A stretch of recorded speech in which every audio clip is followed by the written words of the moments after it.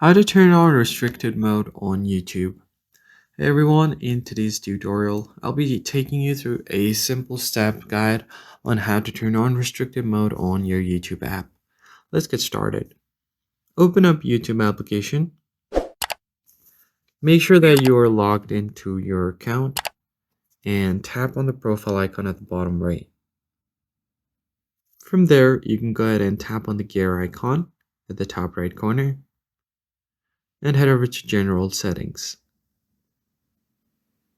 On your general setting, you can find the restricted mode.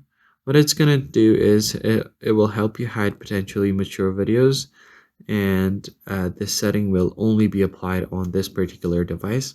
So if you want it on a cross-platform device, then you can go ahead and turn it on separately on your other device. Tap on this toggle, and you should be good to go. Now your YouTube's restricted mode is turned on.